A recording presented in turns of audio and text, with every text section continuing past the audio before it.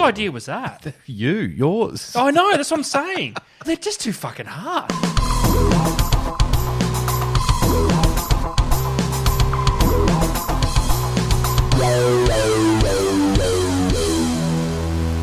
Hello, everyone. Welcome to the Deep Drop for another episode. Luke McCredden here. With me, as always, Adam Ring. Ads, how are you, my friend? I'm good. It's been a long, short week. It's weird. Like everything seems a bit upside down at the moment. We're sort of planning trade shows. We've both been traveling. You a hell of a lot further than I have, but I don't know. Everything seems rushed, but kind of semi-organised. Do you feel more rushed I don't know. because the days are short and it's dark as hell real early and it just throws you off guard? And listen, we're coming to you from Victoria, so if you're interstate, hopefully somewhere warm, good on you.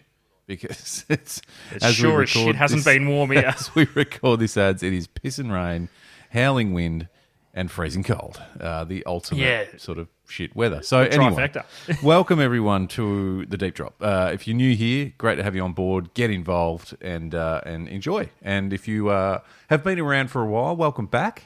It's good to have you along for the ride. And it's been a ride, ads. It's been a ride, and we're just sort of buckling in for. What we're saying is we're kind of on the ride, but the ride's just beginning. Well, this is the thing. We are on a ride, and it's been an interesting ride, but I don't feel as though we're kind of even out of, what would you say, second gear? I think we're out of first gear. Yeah. But it feels like we've got plenty in the tank. Yeah. We're not too sure how many gears there are. You know, like it could be... It's true. It's very true. Yeah, this thing could ramp up to gear 24. I don't know. I'm just throwing a number out there. I don't know. Well, all I know, look, it doesn't matter how many gears there are. We're going to thrash the piss out of it. Yeah. And find out how many gears there are, because it feels like we haven't really got going yet. We'll rev it out. We'll rev it so hard. We will make sure it doesn't stall. You know what I mean? You know, when you just rev so hard, you're like, well, if this, it's either just going to explode or we're going to get going. Well, that's the thing. We're more chance of making it explode than we do stalling out, I think. Exactly. So if you want to be a part of that, it's a juggle. It's also the coin.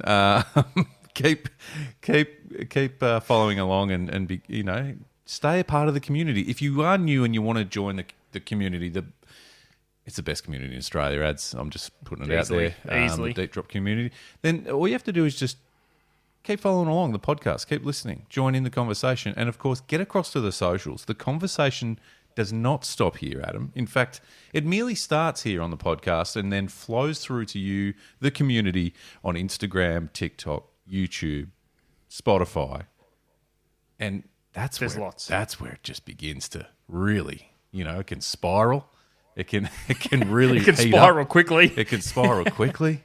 It can get fun. It can get crazy.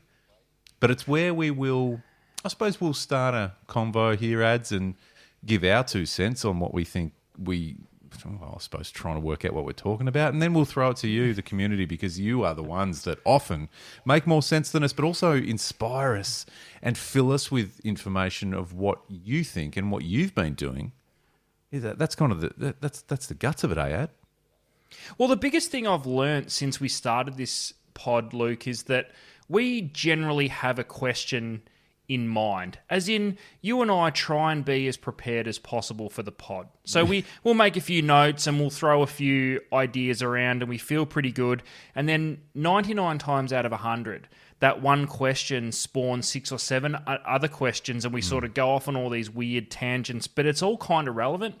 And then we'll try and bring it back at the end. Still not 100% come up with an answer, though I feel really good about how I'm feeling about the original question, even though there's no answer. It's pretty fucking confusing, really.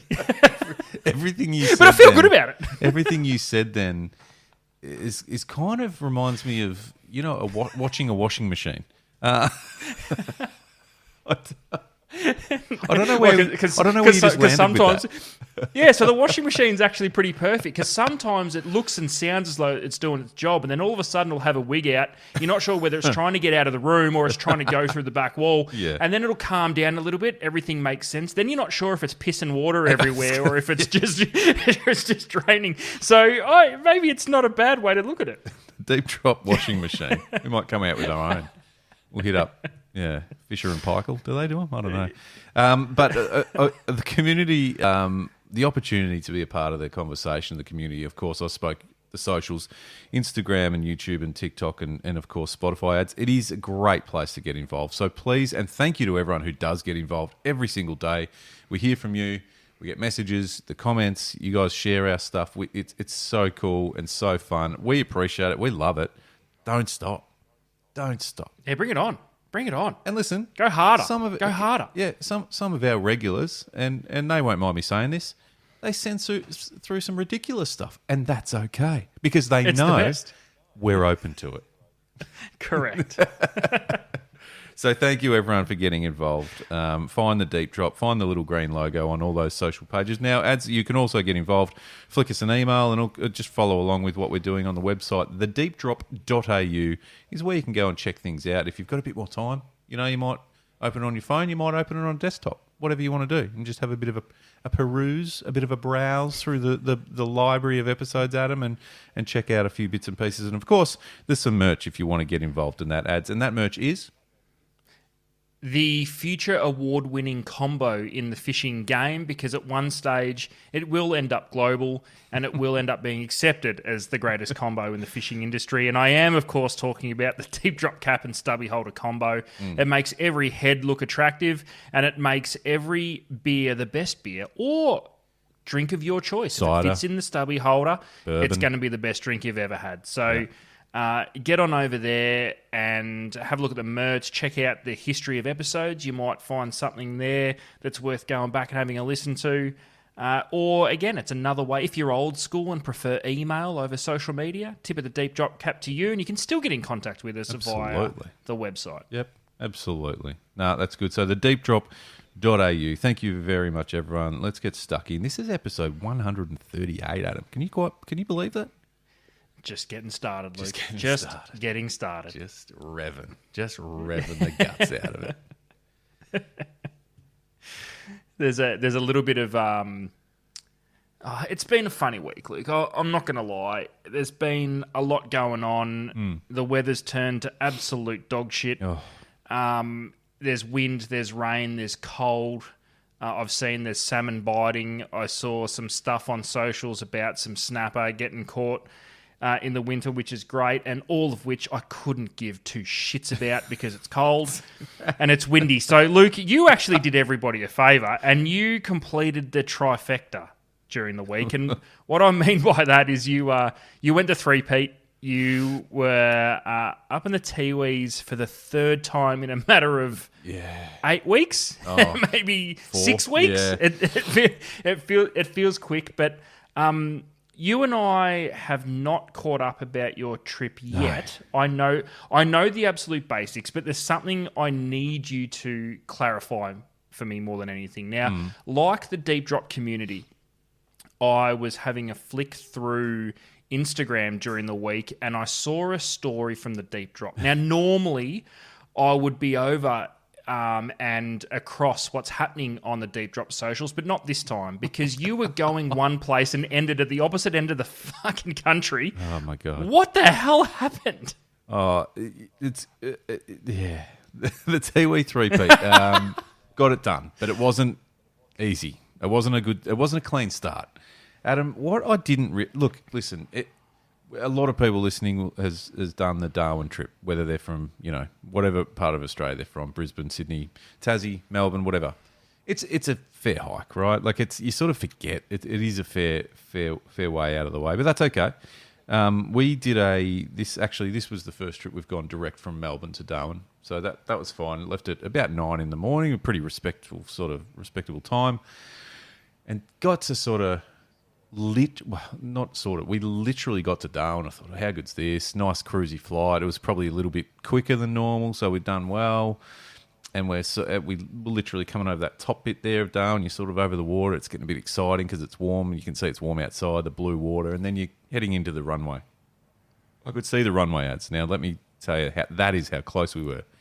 And as we started our descent, not even, we were deep in our descent, and we were heading for that runway.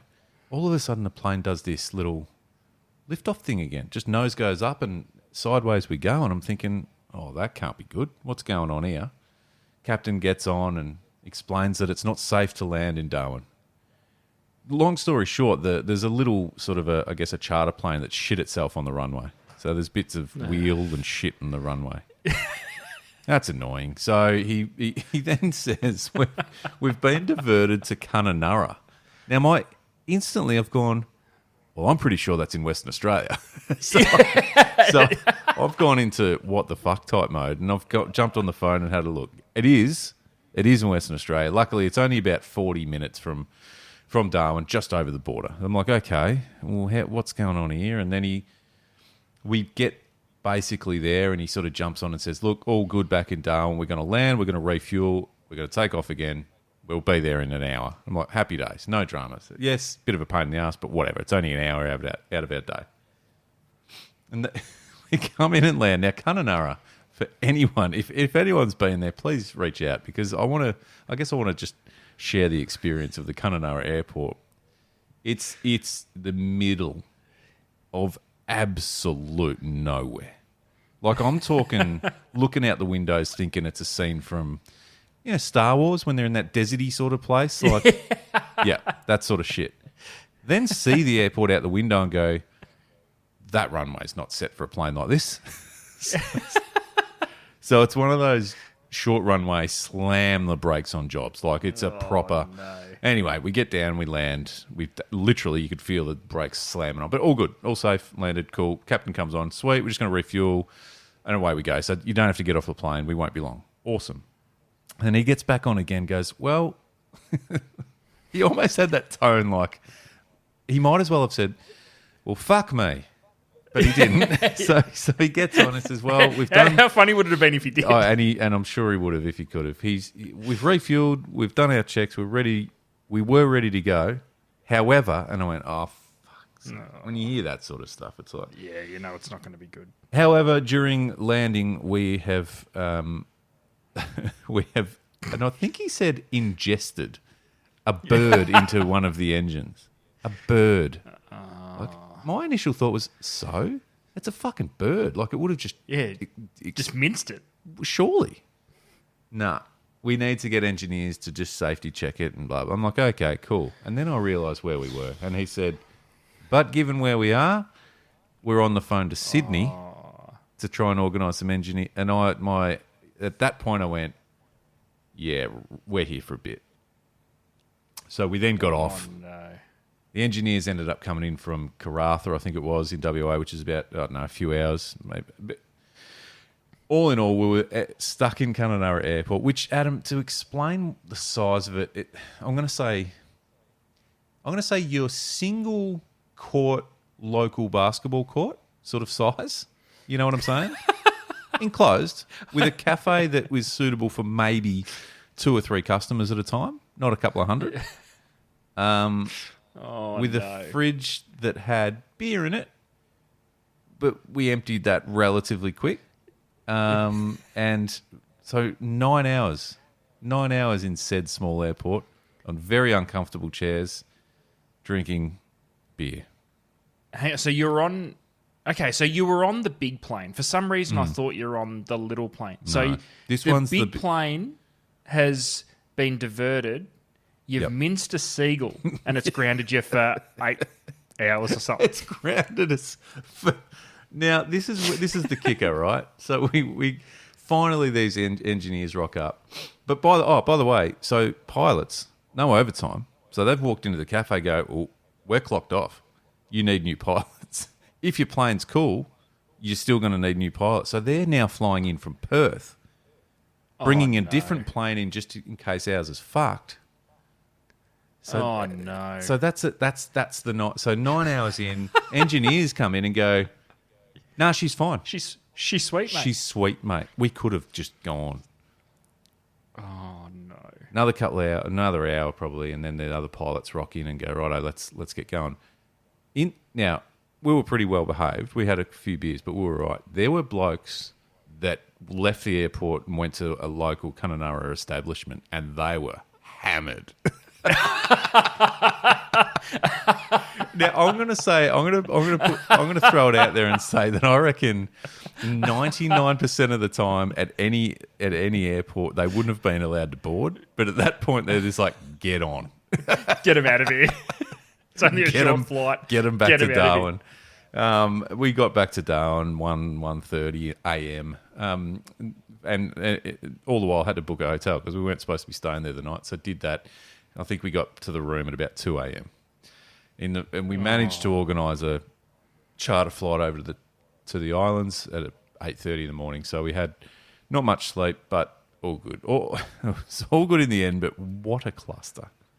So, what do you reckon the engineers actually did? Do you reckon they just came out with a gurney, hosed off the feathers and pieces, and just got their finger and spun the propeller and like, yep, she's good, tapped it on the side and said, get out of here, mate? Listen, I'm all for safety. I get it. Now, if that happened and we were landing at a capital city or whatever, the engineers were on hand, come out, all good, off you go. It was just where we were. That's unlucky. Yeah, but the captain actually came in, right? We're having a beer. He comes in and he's sort of just updating. And credit to him, he showed face. Everyone was a bit annoyed, but he was there. And I said to him, mate, surely you plough through birds every flight almost. Constantly. He's like, oh, yeah, a bit. I'm like, what did we hit, a fucking emu? Yeah, I was going to say, yeah. No. So it's a fucking pigeon. Seriously. What? I mean, there's nothing left of it. Like, surely you haven't gone, oh, we better drag it out. Like, no, yeah. But then I'm also surely, but it would be so common. You would think that the engine of the plane would have some sort of minced bird guard in front of the real shit bit of it. You'd think and I mean, it's not like you're hitting a pelican. Like you're hitting a duck, a seagull, or a pigeon, because they're the only three dumb friggin' things that get in the way of a plane, and it'd just go and that'd be it. Like, I don't understand. I don't get how in 2025 we have to stop everything when we mince a bird in an aeroplane engine. Now, I will go one step further, Adam, and say it should be able to handle a pelican. That's where I'm at. Well, I would go as far to say it should be able to handle a person. Like, if it, you know what I mean? They're massive. They're spinning at 100 miles an hour. And if that's happening, now this is the other question. Listen, this is a fishing podcast. Let's not get all aviation type chat. But if you're taking off and plough one down, are you coming back? Look, if you've just left the ground and you rip through a seagull, are you turning around? I don't reckon they are. Do you know what I see that as? I see that as the same as when you just take off on a road trip. Say you and I are going fishing and we're going up the coast, right? we pack the car, we get in, and half an hour down the road, the engine light comes on. Yeah. You know what you're going to do? Push through. You're just going to wait for it to stay on for a little while before you go... Probably should, but if it just comes on at the start, if you mince a bird, you wait for the light on the dash and just, you know what I mean? The technology, it's going to tell you something's up straight up. If no lights come on, just keep driving. It did cross my mind that old mate pilot thought, I might turn one on in Kununurra tonight. I might just, hey boys, we've hit a bird. That's code for. I'm spending the night. Look out, ladies. That's right. You know what I mean? We're not leaving here. Yeah, we're not leaving here. Anyway, not anytime soon. We got there eventually and got into it. So, yeah, it was a bit of an interesting start, Ads, but we certainly got there. Thanks, everyone, for the support through those stories on Instagram, because it was I got some love and I appreciate it. Because I think people could see how tired and emotional I was. Oh, especially the first one.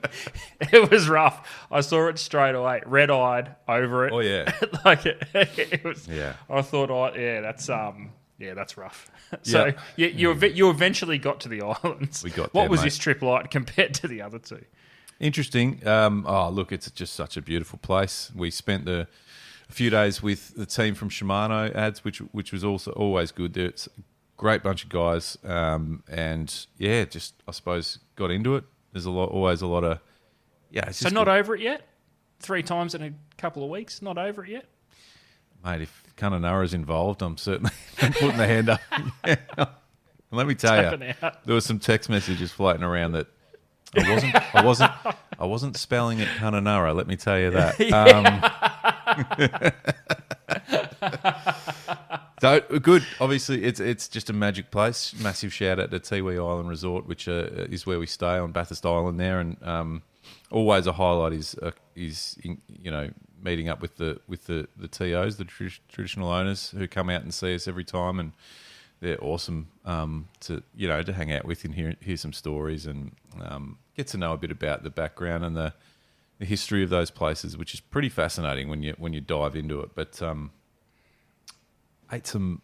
was some mud mussels, I think there were, and bits and pieces they went and dug out of the mud, and they were just sort of sucking them out raw, and all of us sort of took a few steps back, and they're like, come on, and we're like, okay.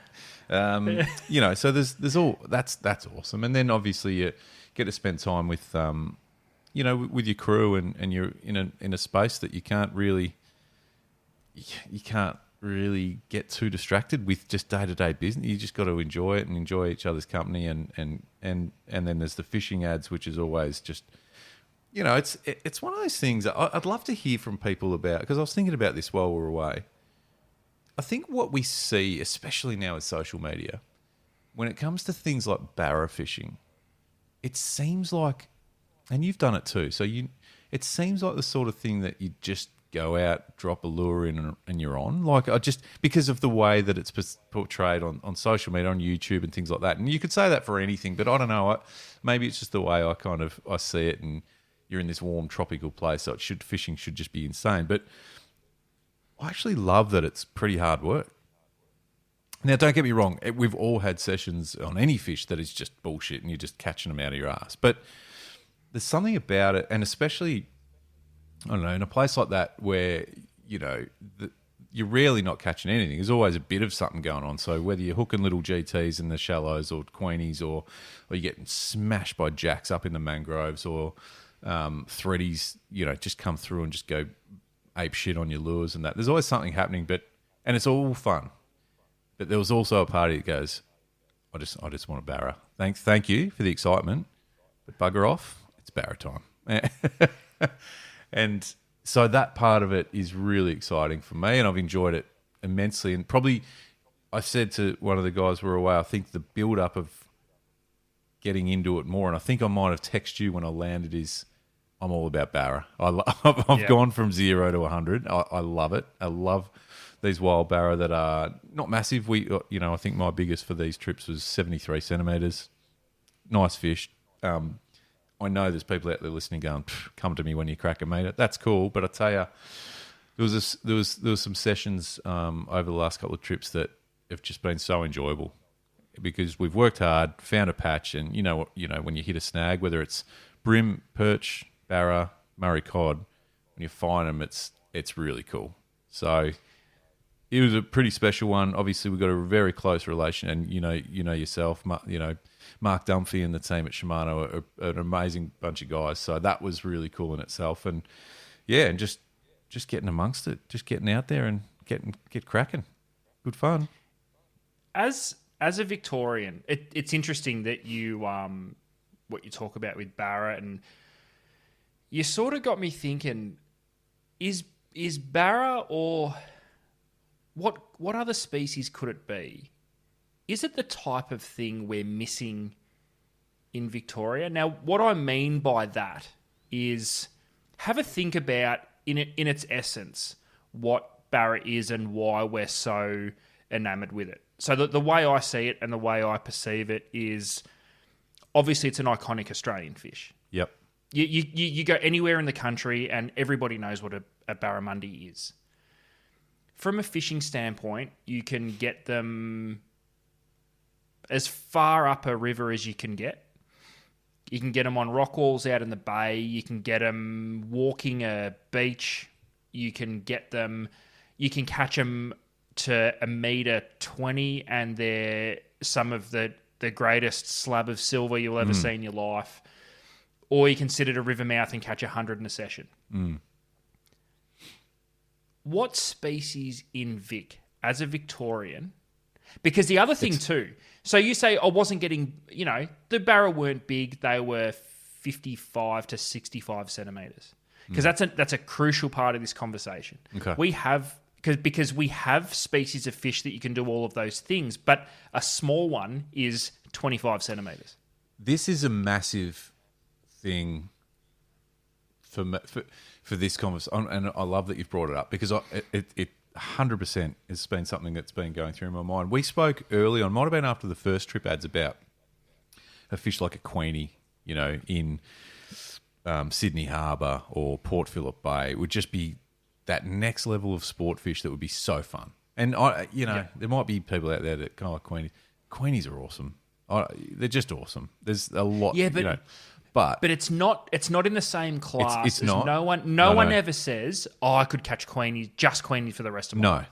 So with the conversation around barra, and this is, I think the size thing is 100% one of the biggest differences, because you're right. Like, we could talk about perch, brim, what that sort of snag fishing, like almost very similar styles of fishing, and estuary perch are probably, and I know they get referenced sometimes as the barra of the south, but it's really a similar. Everything about it is similar when you think about the ways of fishing for them.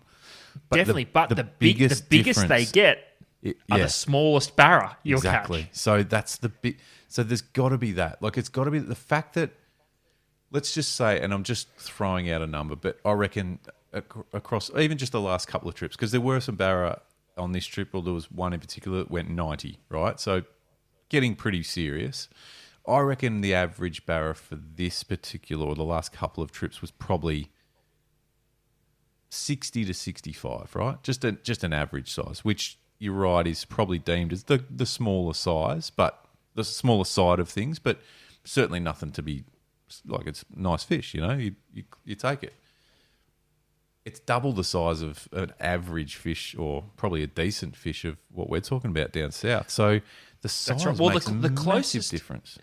The closest we've got, I think, is a Murray cod with one massive glaring difference that a barra gets it on. So again, a small one is 45 to 55, and at that size, because they're such a thick-set fish, they feel big. So you've got to use serious, sexy gear to catch them. You can catch them on bait. You can catch them on lures. You can catch them on top water. You can cruise out into, say, an impoundment like Lake Eildon, where they could be 1.20 metre, 1.30 metre. You can go and catch them that big off trees in Lake Mulwaley. You've got all these different ways. Yeah. There's one thing that makes it not a barra. You can't get perfect conditions where you can catch 100 of them in a session. No. And this is the thing. There's probably two things, but yeah, you're right. What's it? What's the other one for me is probably just the acrobatics, the sporting sort of ability. Yeah, true. Cod aren't known as acrobatic or even a sports and that's part of it. Really. That's got to be. Yeah, 100%. That just gets you. That gets your blood flowing. When you see a barra come out of the water, even a small one, it's like, ooh.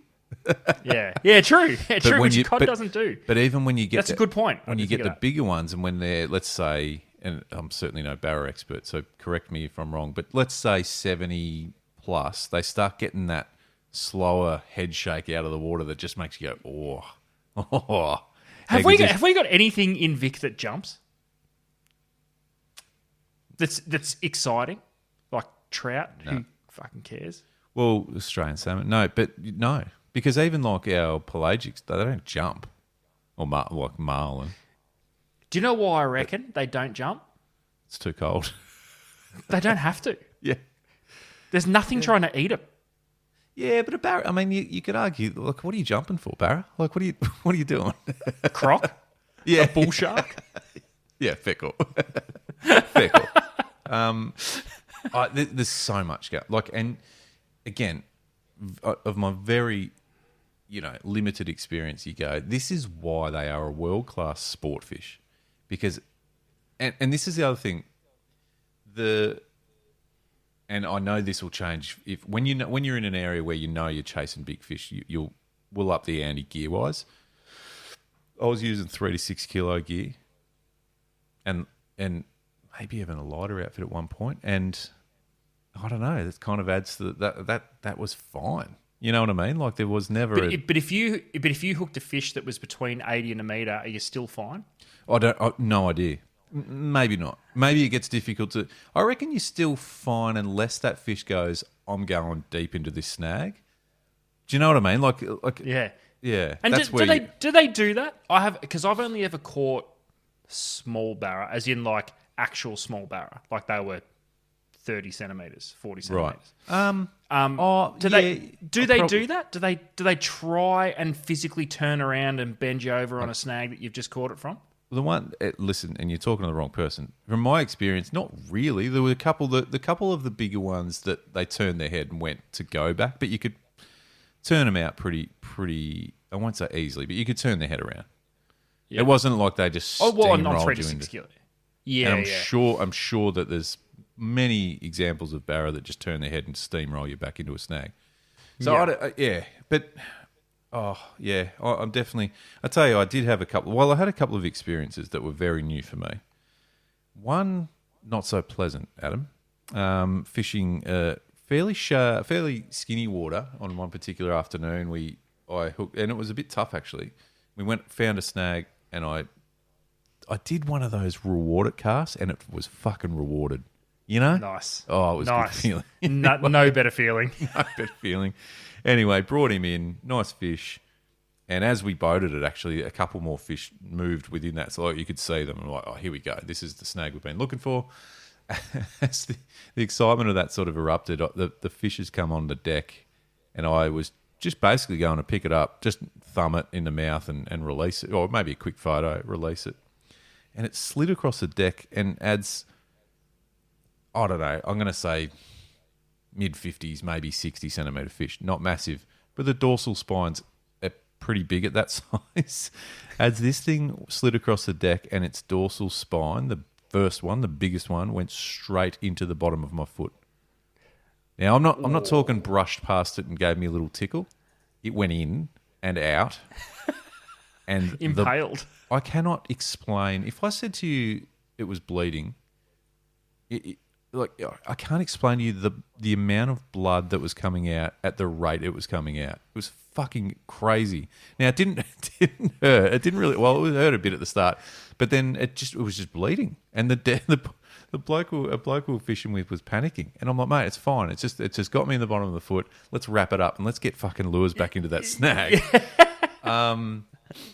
So we did wrap it up, but it was certainly a crime scene on the deck of his boat for a while until the deck washers come out. But yeah, that was new for me. It was a bit of almost had that flatty sting to it a little bit, but just went away. Should be fine. The other first for me, and I'd love to hear from more people that do more barra fishing. Did a bit of heli fishing ads, which was a treat, an absolute treat. Getting to cruise around a chopper and then land on sort of little sand spits and beaches and things like that. And just wandering a beach after a bit of a walk up the river. It was actually kind of just cruising the beach, just relaxing, and saw this tree that had fallen over, I guess, in wind or weather or whatever. And the root ball of this tree was kind of in the water, and it had almost like a hole, just quite a deep part just around it. And I'm like, that's got to have a jack or something in it. Like, it just, you're in the top end. There's got to be something in there.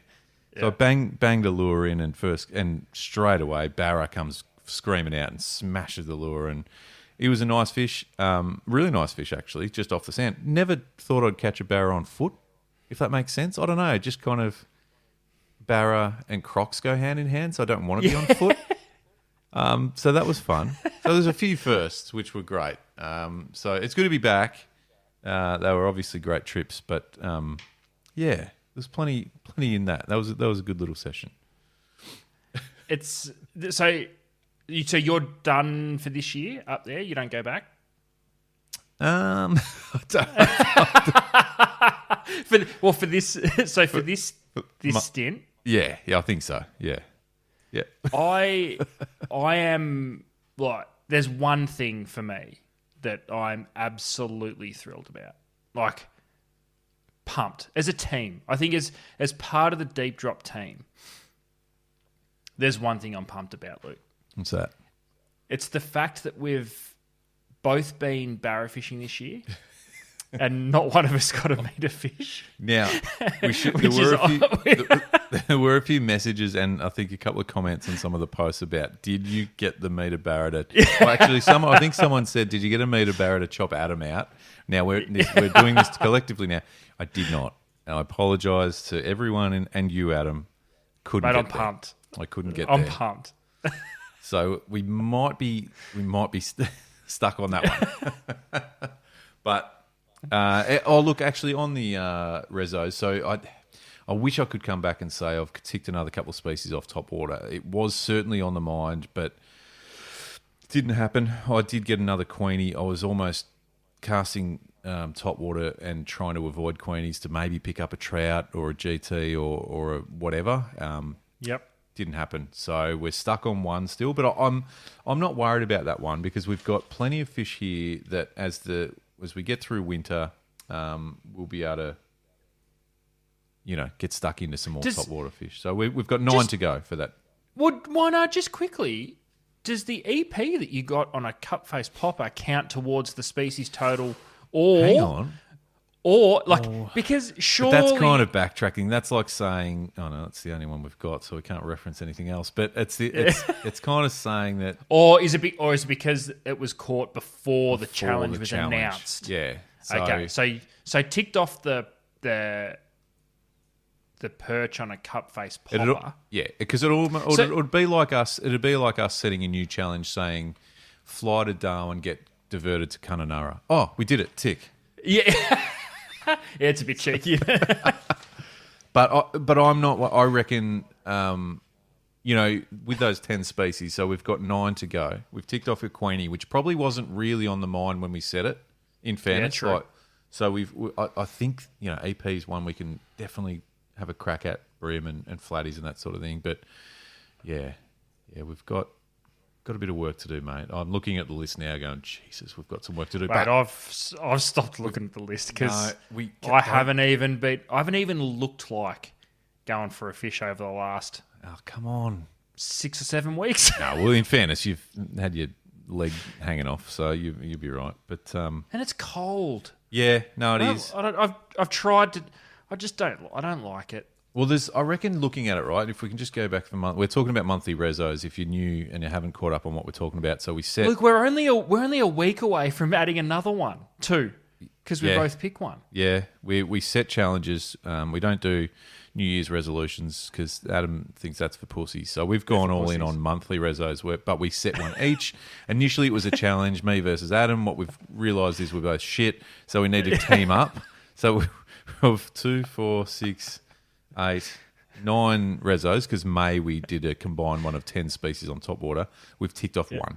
And that was estuary perch on a cup-face popper. So we're flying. But I'm looking and one of those, the very first one ever was a 1 meter barra, which was crazy because we're from Melbourne.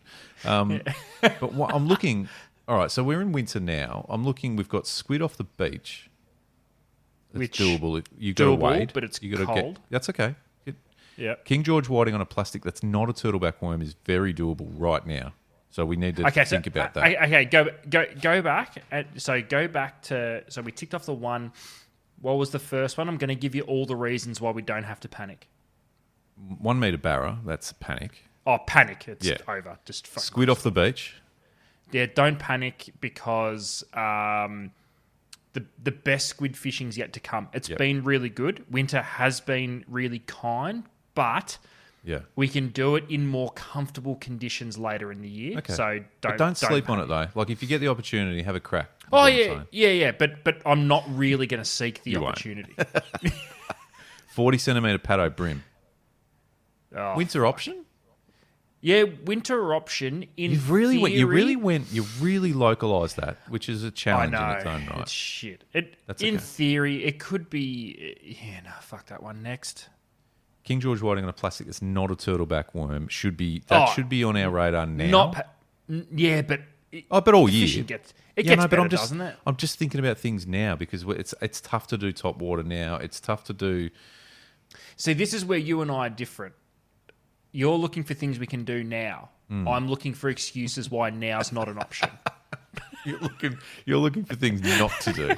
2 kilo salmon off the beach ads. So I think that has to be done sooner rather than later. When are you doing your next sort of South Coast New South Wales trip? I've already done it. Oh. But I don't think I need to go that far because there's some shit going on at the moment on the Bass Coast. Okay. So like Inverloch, Kilcunda, Gunnamatta. I know we're going to have a crack at. We're going to have a crack at all these together, but I think that one, you need to champion that. Listen, I spooled a reel, ready to go. I dug a hole, you know? It's better than not. It's better than not doing it. Yeah. Doing anything. Is there a leader on it? No. Actually, I kind of lied. Quick story. I took the reel to spool it. I grabbed the spool of braid and got to the shop to use their machine and realised I'd grabbed the wrong spool of braid. So it's got backing on it. So it's got backing on it. You haven't spooled it. You've lied to us. No, I haven't. No, I've kind of. It's got backing on it. Oh God! And the right spool of braid's in the car now. Good. 10 species on top water. We're up. We've got 9 to go. So don't panic. Well, that one's kind of hard now because top water's not going to happen until it gets warmer anyway. So no. But always carry some lures with you just in case. That's fine.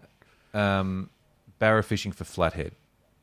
So just to if anyone's going, what the fuck are you talking about? I missed that episode. I want to catch flathead in the shallows here in my local area with that barra fishing technique. Bait cast, jerk baits. Yep. You know. And not panicked. Best fishing for them is going to be later anyway. Yeah, I agree. And I'm going to have a crack at it, but not local. Mull away. It was it was a one-word reso. So that's. I think I need to be banned from suggesting resolutions. You've got a shit track record of resolutions here, Ads. Well, they're just too fucking hard. 2 kilos. Mull away. Whose idea was that? Yours. Oh, I know. That's what I'm saying.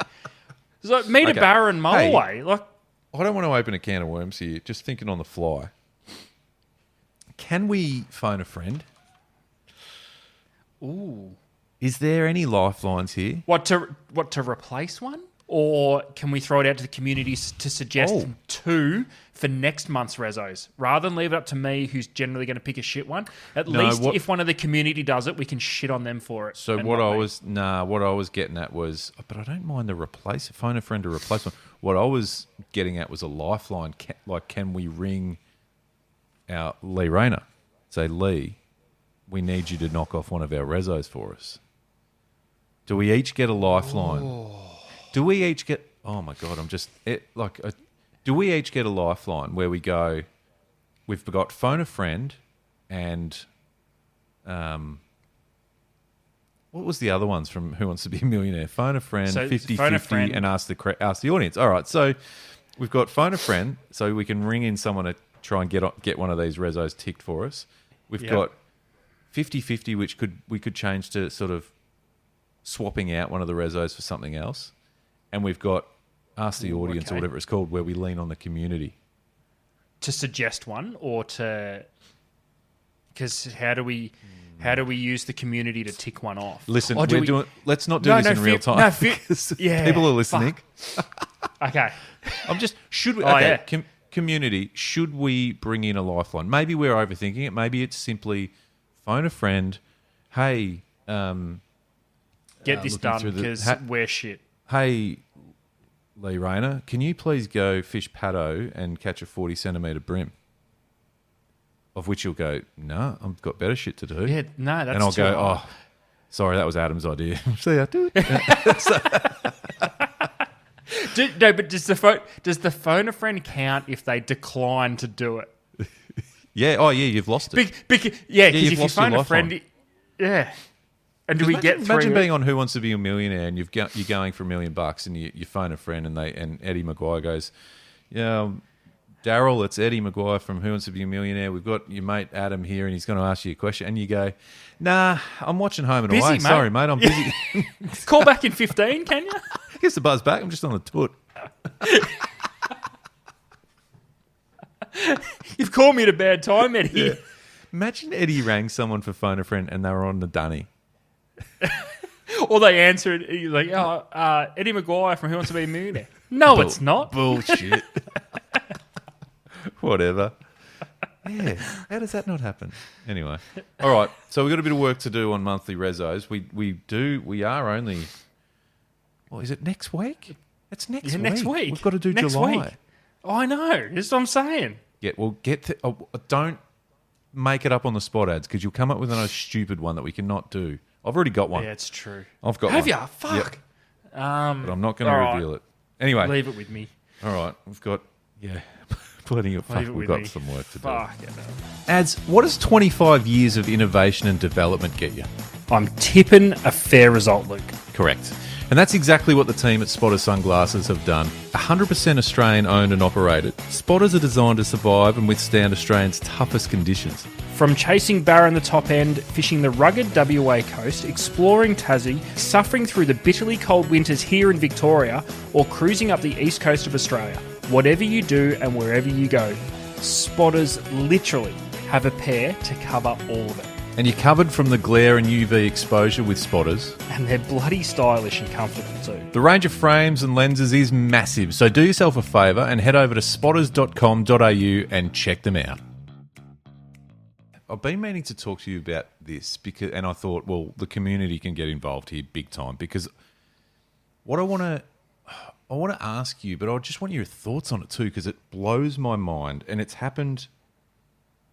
I think it's happened to a lot of lure fishermen probably multiple times, but it happened to me on this recent trip away.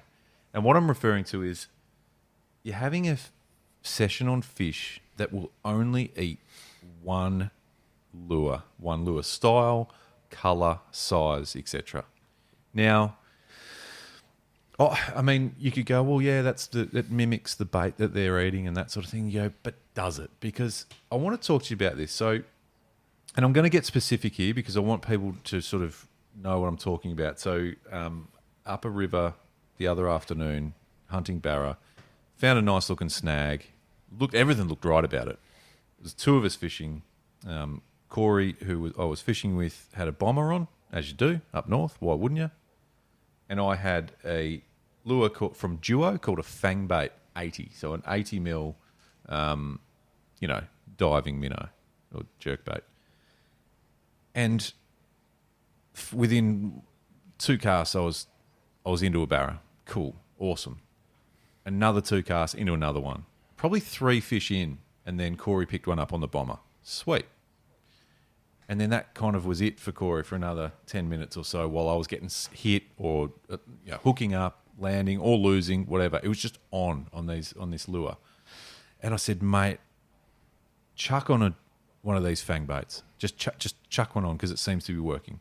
He put one on that was exactly the same model, just different colour. Picked up a fish within a handful of casts, but that was it. And you were still banging them all the way through? Still banging them all, and they were whacking the shit out of my lure, whether I was hooking up and connecting or not, but they were wanting it. Yeah. But I was certainly landing them as well, so they were eating it. And then I said, mate, chuck on I've got another one. I've got another couple that are the same colour. Chuck one on. And as soon as he did, he was on every couple of casts or getting hit every cast. Like, I just find it so amazing. And we were fishing the same snag, putting lures in exactly the same spot, like same line, same leader even, because I even had a look at that, you know what I mean? So sometimes there's obviously differences if, you might be someone's running 20 pounds, someone's running 8 pounds. There's a big difference, but same.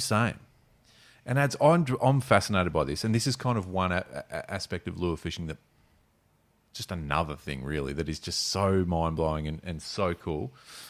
Just for you playing along at home. So that's there. So now I'm going to post a photo of this on Instagram. This is the Was that the colour? This is the colour. Pink head. Okay. Chartreuse back. I'm going to do this. Influencers do this where they put their hand behind it. Right. So that's a freshie, by the way. So that was ready to go. So I haven't used it. The other colour that was on was this is archerfish colour, so it's a gold sort of body, black diamonds. That makes sense for barra. That other one. Oh, because it was archerfish, but it's just that chartreuse body and pink head. So yeah, I'll post a photo of those two. Please have a look. Let us know what you think. But ultimately, my point is, have you experienced these ads where it's just nothing else works but one lure? You could have 4 anglers on board doing the same thing, but if you're not using that color or that size or that, it's just not happening. It's wild. It's actually something I think in fishing that makes no sense. And the reason, because you can say, oh yeah, well it's easy. You've just matched the hatch and that's what they're eating. But yeah, that's kind of not what we're saying. I think matching the hatch is more crucial for getting a fish if the fishing's going to be tough. Mm. But take the example that you just gave us, right? Yeah. Those fish were on. It's not like they weren't eating and they were on. They were happy to eat. You were catching fish consistently over an extended period of time, whether it was hooking up and losing, landing, or getting a hit. They wanted to eat what you had to offer. Now, for me, automatically, I would think in that session at that time, you can throw whatever the hell you want, and as long as it's in front of them, it's going to get eaten. And I've heard this before, specifically with barra. I've had it before on brim, but not snag fish, only fish on the flats.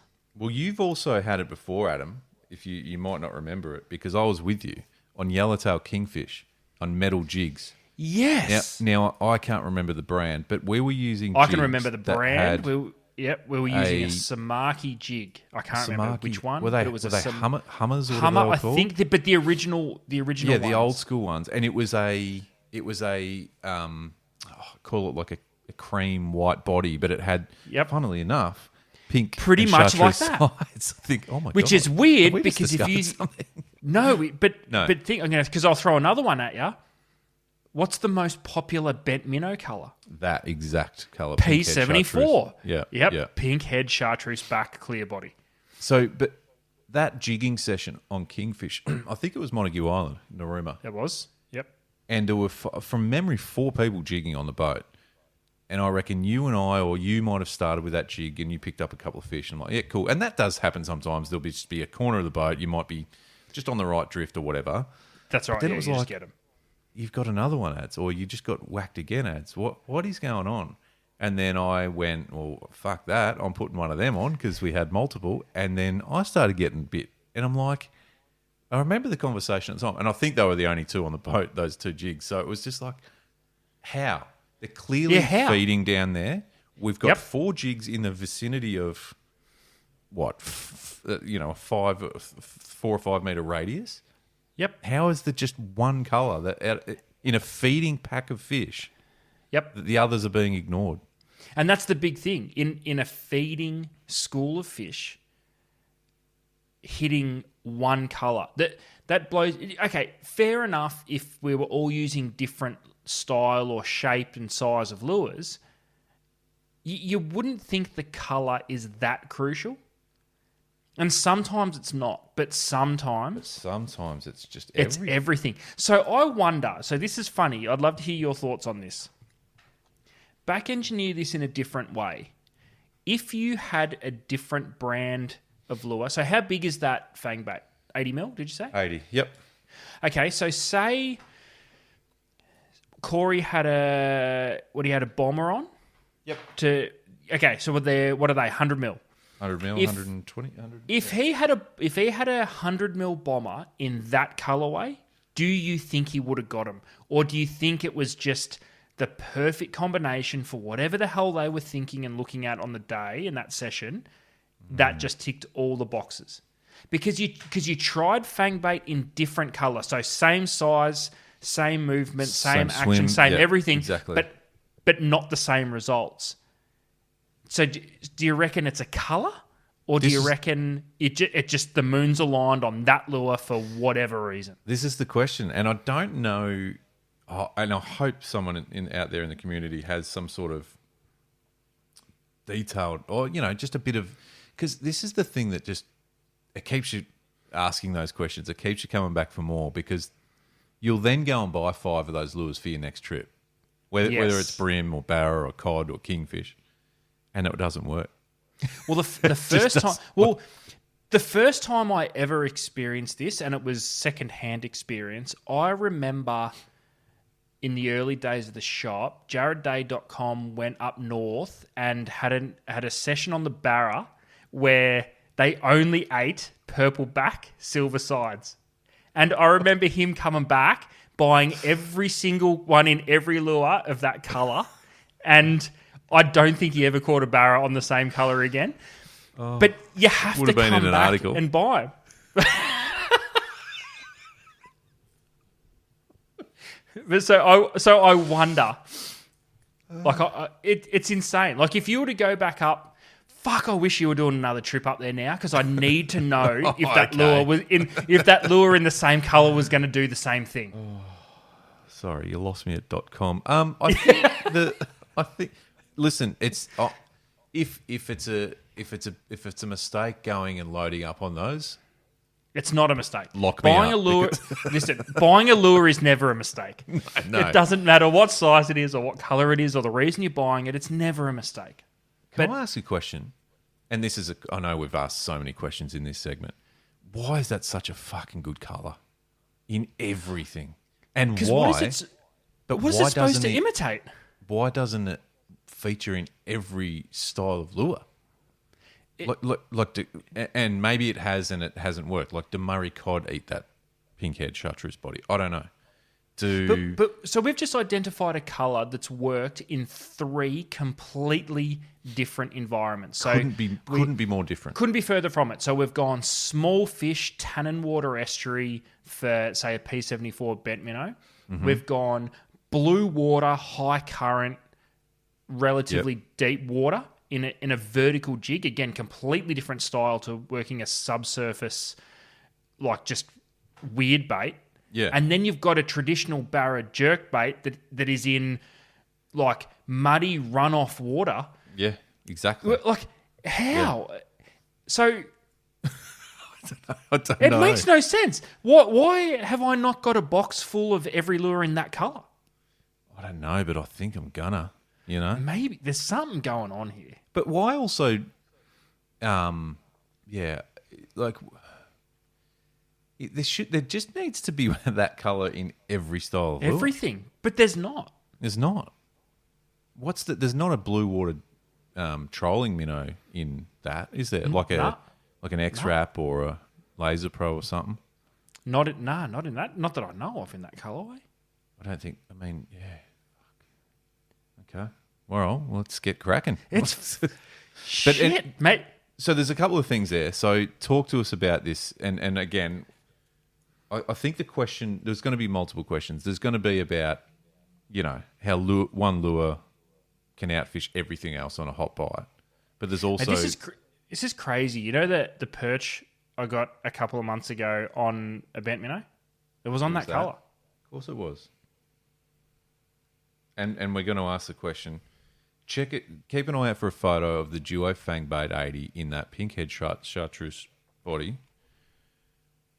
And let's just talk about it. Let's sit down for a while and just talk about it. I need to know who else has caught fish on that colour. That colourway.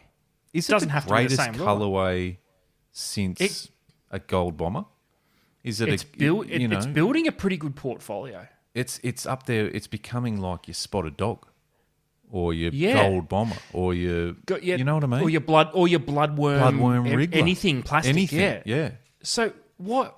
But it's probably the least spoken about. No one ever says on any trip ever, I need a chartreuse back, clear body, pink head. It's the modern day, ever. It's the modern day King Brown, but no one's talking about it like everyone talks about King Brown. No. How has this happened? We've got some digging to do. I wonder. All right, community. Yeah, community. We've got they've been asked some questions in the back half of this episode. Is there a squid jig with that colourway? Oh, because it could be the new red foil. It could be the new 17T. It could be the new gold Hayabusa. It could be new. Can we do? We could develop this now. This might be for off air, but I'm just saying it. Ads. Do we want to go down the path in developing this squid jig colour? Because we can do it. Community, should we do it? Should we do it? Should we do it? And because it'd be great to find it'd be a great start to finding the ultimate answer. Is it the greatest colorway that's never spoken about? Oh, is it the greatest colorway that never existed? You know what I mean? In some things, like it's a colorway that exists in. Is it the greatest colorway never spoken about? I mean, fuck. So what do we need? Questions. We need. All right, we've had the discussion about how a lure can outfish everything else, but we've gone into just this color. I think we just need to talk about this color. Yeah. Well, there's one thing about that one specifically that's got a very obvious difference that has been spoken about lots, and it's orange belly. So the other jigs we've been talking about, or the other lures we're talking about, don't have the orange belly, and it is commonly and well known that orange belly lures do work well for whatever reason over multiple species. But there's something with that colour. I'm telling you, it could be the greatest colour never spoken about. All right. What do you want to see it in? And did we just fuck it for everybody? Is that what we've done? Is that what we've done? Is it the greatest? Is it the greatest underground color in fishing? And we've fucking ruined it. We've ruined the underground ads. The deep drop has lifted the lid on the underground circuit. Well, let's just say I'm sure if we have destroyed something underground, the community is going to let us know about it, and rightly so. But I don't think we have. Pink head, chartreuse back, clear belly. Color. The greatest colour ever. All right. We'll discuss that, and we will hear from the community on that one. Adam, it is now time to rip in, and I'm doing this really slowly because I haven't queued up the theme song for this.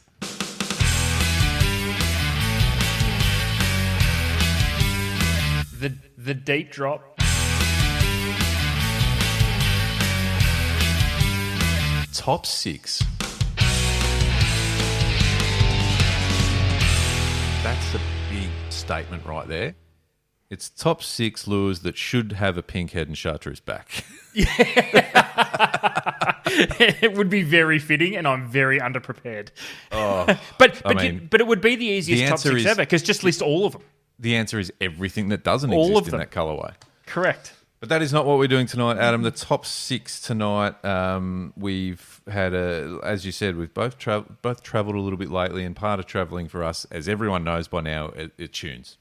Yep. Tunes. You just got to pump tunes, whether you're on a boat, kayak, in the car, or sitting fireside at a campsite. You're pumping tunes. Now we've had music's featured a little bit in top 6. It'll feature more. We're not going to lie. That's how we roll. Tonight, Adam, I want to challenge you. Because I guess I want to bring the community into a bit more of our brains to know some things that they don't yet know about us, and they know a fair bit about us by now. Yeah. Tonight, it's the top 6 guilty pleasure songs. Now, let me explain a bit more about that. I guess it's the songs that you love secretly. You love them, and people go, "Oh, you what? Okay, didn't picture you." But it's we've all got them. We've all got them. Now, whether there's something completely outrageous or it's just something that, I guess you're a heavy metal fan and all of a sudden there's a pop song that really just tickles your fancy. It's a guilty pleasure, isn't it, really? And I'm talking when it comes on, if you're on your own in the car, you turn it up a couple of notches. But if you've got a car full of your mates, you switch it off and blame your kids for why that's on. Correct. So does that make sense to you, Ads, what we're doing? It does. I'm sure you've got some. I have got some. Listen, they're probably embarrassing. That's exactly what it is. But I stand by my selections. Yeah. All right. Well, do you want to kick us off? Because I don't know where this is going to go, to be honest. Yeah, all right, I will. Listen, okay, so very quick for the 3 that I've picked. Listen, I'm just throwing it out there straight away. If we double up on any of these, it's an absolute bloody miracle, and it needs to be celebrated. That's how much I don't think we're going to cross over. Okay. My day-to-day listening habits, and have been like this since I was maybe 16, I'm a metal fan, heavier the better.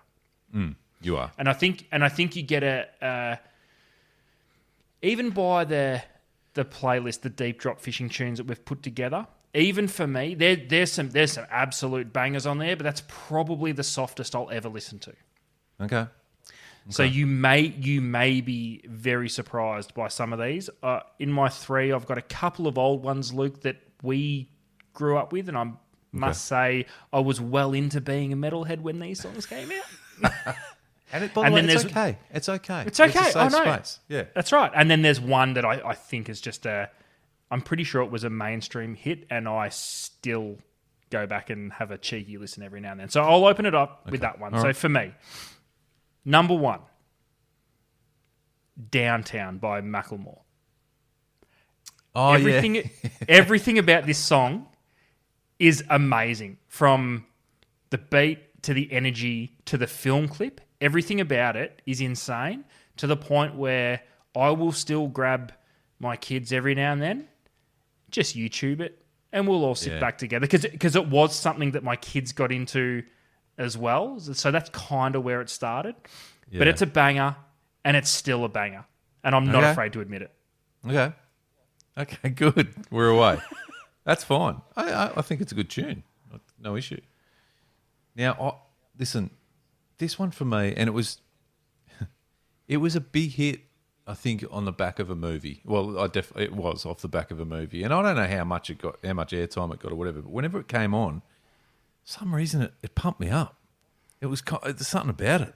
It was a pump up song, but way different to like a Limp Bizkit song that was a different kind of pump up. Like, you know what I mean? Yeah. So for me, number 2. From The Greatest Showman, This Is Me. You know what I'm talking about?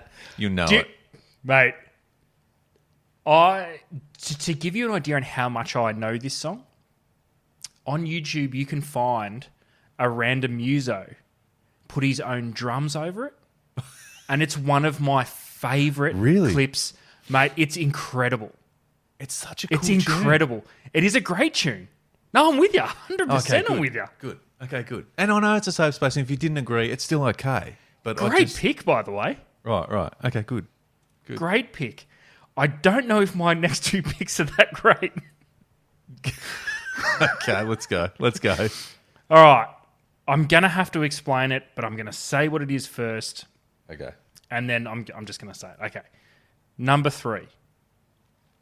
Hard to Say I'm Sorry by As Yet. Now, hear me out. Do you know what this song is?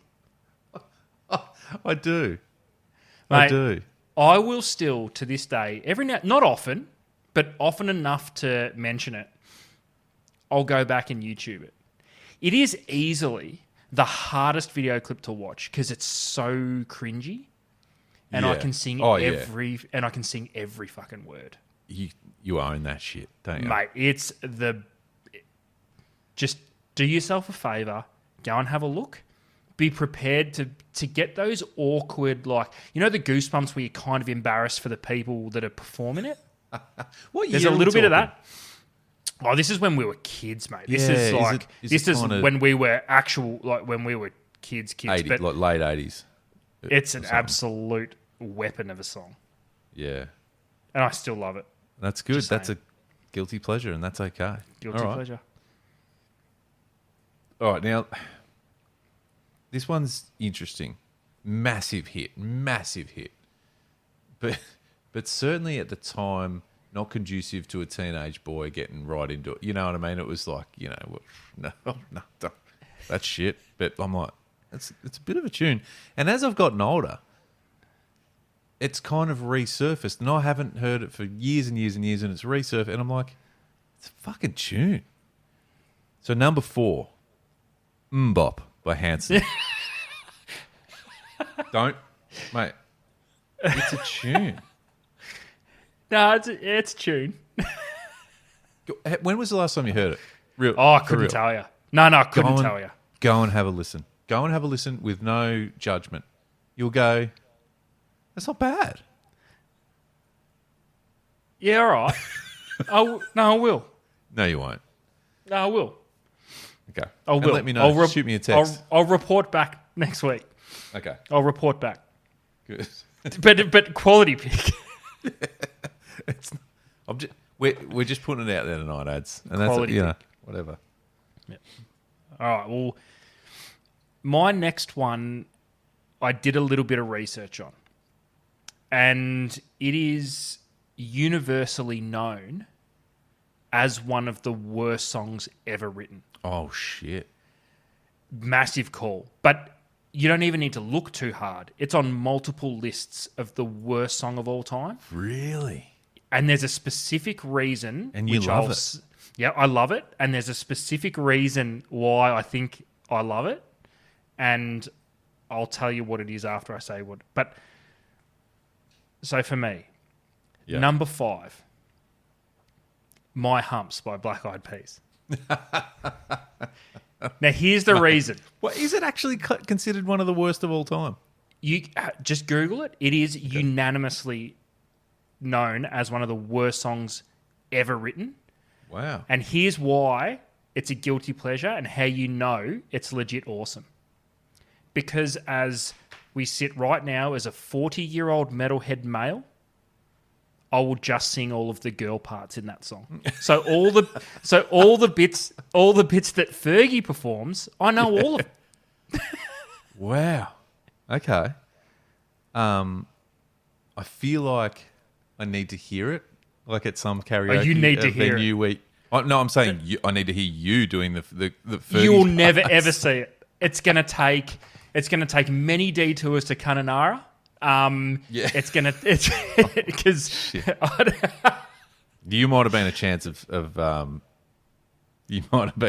of ripping that out at Kununurra. There were plenty of beers. But it's a tune. All right. No, that's good. That's good. It is. Yeah. I'm surprised it's on the worst songs of all time. Oh, mate, like unanimous.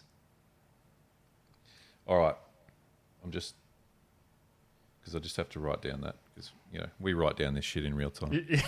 All right, so we're up to number 6 ads, and listen, it's a guilty pleasure, but I'm at the same time I'm not too. It's such a good song. It's such a good band, but it's not. It's the reason it's a guilty pleasure. I think is because it's probably not something that would be expected to be on high rotation. But number 6, I Want You, Savage Garden. Great pick. Savage Garden had some bangers. Just saying. Dude, can I just say this? I went and saw Darren Hayes perform live last year, and went ripping out Savage Garden. So he did play some. He did play some Garden songs. Oh, like yeah. So look, I mean, it's an interesting top 6 there as we go through the list. Downtown. It's a diverse top 6. This Is Me. Hard to say. I'm sorry. Mbop, My Humps, and I Want You. My God. Now, I've got nothing wrong with. I've got no issue with any of that. What, I guess, to the community, what is yours? It's not even what did we miss, how we've thrown that around a bit. We've all got them. Let's hear them. Embrace it. Lean into it. Did you have any honourable mentions? We might make a Deep Drop Guilty Pleasures playlist to go alongside the fishing chips. Now that's a playlist. I did. Listen, and there are a few honourable mentions, but I'm only going to go with one tonight. And it's not even a song. It is multiple songs. It is the album, the 1995 album from Alanis Morissette, Jagged Little Pill. I don't even think that's a guilty pleasure because I feel as though... okay. Because I feel as though she's alternative enough to be awesome. Because listen, I don't even care. Massive massive respect for her. You ought to know. Hand in pocket, right through you. You learn head over feet. Ironic, like don't this just awesome. Well, my I guess guilty pleasure artist is not as cool as Alanis Morissette. Okay. Who you got? Massive fan of Little Mix. What's to the that? point, mate, both of my daughters went through massive Little Mix phases. Right. Not only would I go and see him, I'd buy a T-shirt.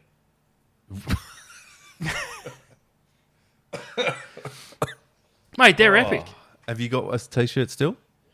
No, I don't have a T-shirt. If they came out, I would go and see them. You would buy a T-shirt? And I would buy a T-shirt right now. Because I'm picturing you wearing that T-shirt, and we all need to see that happen. So I'm going to say, can someone organise a T-shirt for Adam? Yeah. Fair. Okay. No, that's good, and that's what it's all about. There's some. The more I look at it, I'm like that. I mean, I'm going to listen to all 6 tonight. You know what I mean? So as yet one video. Get on the video. Yeah. Okay. Yeah. Amazing. Right. As yet. Like, what's that? Amazing. You'll just wait. Text me. You'll thank me later. Well, likewise for Mbop. I want you to go back and have a listen. Just listen to it. Oh, I will. I promise you. I know you will. And I reckon I'll get a message going, hey, that's not that bad. My humps. So that's about us. We've got a lot to get through. So obviously, the lure conversation, it's a massive one. Has anyone had an experience like where one lure outfishes everything else on the boat? But more importantly, equally as importantly, Pinkhead Chartreuse boat. Talk to us. Talk to us. It's just say yes. And I'm watch this space for a squid jig. Yeah, we're gonna work it's on gonna it. happen.